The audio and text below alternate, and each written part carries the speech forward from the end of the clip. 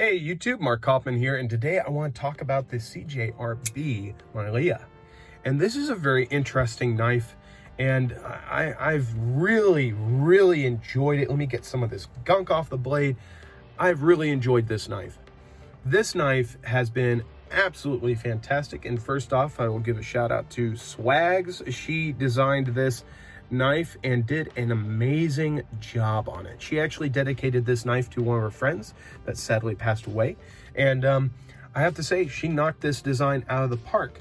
However, I feel for larger hands this may not work, but this knife first off comes in at about under $40, so that is definitely a budget knife indeed. And I will say this, it comes in 3 variations: a red, a black, and a natural jade G10. So that is something of note. So first off, this knife was generously given to me by Jason over at NebuCloud. Thank you again for this amazing gift, and I have to say I've been enjoying it. This actually really reminds me of the CRKT Pilar, and yes, it's almost the same size, but it's a front flipper, and it's one of the best I've ever handled. This thing, I mean, with barely any effort, I mean, it goes and opens and flies open. I can go from down there, I can go from up top. It opens with no problems. I mean, barely touching, and it goes, and it fires out real quick. Now, you also have a thumb stud that you can use to actuate this, and Jason is really good at this, but he is able to open it with his middle finger. I don't usually open my thumb stud knives that way, but the action on this is so good that you can. This knife has exceeded all my expectations, and I've actually put it really through some rigorous testing. I'm not going to say I've blown up stuff with it or cut open a bunch of things with it, but I was in a bind. I was putting in a new light in the back of my car and just had to, you know how it is with aftermarket parts. Sometimes they just kind of miss the mark when it comes to manufacturing, especially if you're buying cheaper off-the-shelf parts. And so I was using this, and I'm going to put a clip up right there. I was using this to make a hole in the light a little bigger so I could fit in my lighting and hook it up to my car. And I didn't really have anything else other than this knife really to make that hole bigger. So I used this and really was putting a lot of pressure on it. And I don't know if you can see that I was doing that through that video, but I was really putting a lot of pressure on this. And at a few moments, I was a little worried about this lock bar, because this lock bar really does, and there's a hair on my finger, really does engage with this very lightly. There's not as much pressure on the lock bar as I would want. I may change that and disassemble this and press that further there so I have a little more tension in the boy, I'm just losing all my terminology here. The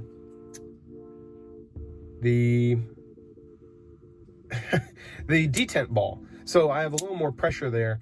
But that light pressure in the lock bar makes this very easy to open up via a front flipper. But I was really pushing a lot of pressure through this, and I did feel it buckle just a little bit, but because of this choil here, I didn't feel like it was going to fail, and I was also probably holding it this way. But I was very impressed. I was very happy that it made it through that. I wasn't expecting it to, but it has really proved to me that this can be a really good knife. The ergos on this are not the best, especially with this really high pocket clip. I wish that was maybe a millimeter down, a little further down than that, but it does allow you to get some thick pants in that, or thicker materials through that, but it's a little high up, and I feel that it's a little bit of a hot spot, and that's not even me like really gripping on the knife, just holding it, I feel it. This I'm not really going to count as a forward finger choil. I think that's more of a sharpening choil than anything.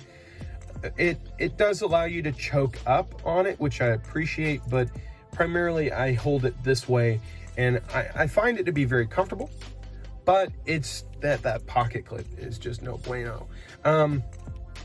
Other than that, the thing that I actually really love beside the action is the blade. This blade is very, very well designed, and it's sporting the AR RPM 9 steel. Now this steel is actually it's basically a powdered form of 9CR, but I've actually heard reports that it does a lot better than 9CR, and actually can, in some knife iterations with this steel, prove to be as good as VG10. And I think for that price, under $40, this is fantastic. I really think that is a great thing for a knife to have a steel like that. The blade here, I love it because you can pinch it. There's enough blade there to pinch if you need to use it as a box cutter or a box opener. You can pinch on it like that, and that's usually how I use it to open boxes. And you can prevent that tip from going any further with your fingers, and really is useful. But also this flat end here I've found to be very useful for pull cuts or draw cuts. Very, very nice. Also, the steel, the stock on this is relatively great for a knife of this size. It's thick. That tip definitely is a little more robust than most tips, so it does allow for a little more abuse to be done on the knife. I will say this, I haven't taken it apart, but the bearings in the pivot, I don't think I'm going to be able to show them, but the bearings in the pivot are very, very small ball bearings. I personally would wish just for this to be on washers, get that action really smooth on washers, and you could really have this as a real nice everyday knife, and you wouldn't really have to worry about that getting gunked up. That's just me, personal preference. I know knives on washers can be this smooth, but I'm not complaining with action like this. Now, the only thing I don't really like on this knife, and from the looks of it, you will have to at least take this knife apart, put your lanyard through here, and then you can have a lanyard. I have tried getting 50/50 paracord in here without taking this apart, and I have to say that is really a dog to get all that through there. I'm not really a lanyard guy, but for me, I think getting a lanyard in there would be really tricky. You can go with a smaller paracord option, but it's a little bit of a trick to do that. I would probably even just go with putting it through the pocket clip before I would even go with the lanyard hole in the back. But I think it's very well done. It doesn't disrupt the symmetry of the front look here, and I don't really mind the left side carry holes on that side either. This knife has been fantastic. It's been one that I've been very curious about, but I just felt, you know, it's a little small for me. I don't really carry smaller blades, and I just never really thought about buying it. But thanks to Jason, I have one in my collection, and I've been using it. I've been enjoying it, and it has really provided me a great experience, and I really do like it. And I just think it's a good design. If you want to get a front flipper, I think this is a good way to go. But if you're wanting a knife that's a little bit longer in blade length, maybe go with the X-Arc from Civivi. It's pretty close in price, but I really appreciate the knife steel on this. That knife steel is going to be also stainless, and I think it's going to be able to be sharpened a little easier than D2. So there's something to mention. One thing I will say is I did stretch the pocket clip out just a little bit. You can see it's raising off of that G10 just a bit. I found it to be very, very tight out of the box, and I just pried it up just a little bit just so it could get in and out of my pants a little better. But other than that, this is a really good knife. I really have been impressed, and I've really been enjoying it. I think it's very well done, along with that lock bar being exposed a little bit. You can close it very easily. It's got amazing action. The flipping ability on this is great.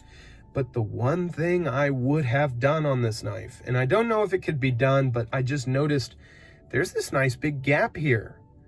Imagine if this was a flipper and a front flipper and a thumb stud. I mean, maybe that would be a little bit overkill, but I feel like this being able to be a flipper would be really cool. I just, in use, I like the front flipper, but to have that ultimate fidgetability, a flipper, a thumb stud, and a front flipper all in one knife, hey, maybe the Maileah 2, or not Maileah 2 may be a thing. I know that Swags is out doing other things right now and pursuing other things right now other than designing knives, but if you ever want to come back, number 2 as a flipper would be really cool. So thank you guys so much for checking out my review of the CJRB Maileah. And I was just really surprised. And I hope you guys like this review. So I will talk to you guys later in the next video. Until then, have a great day or night wherever you may be, and I'll talk to you later in the next one. Bye-bye.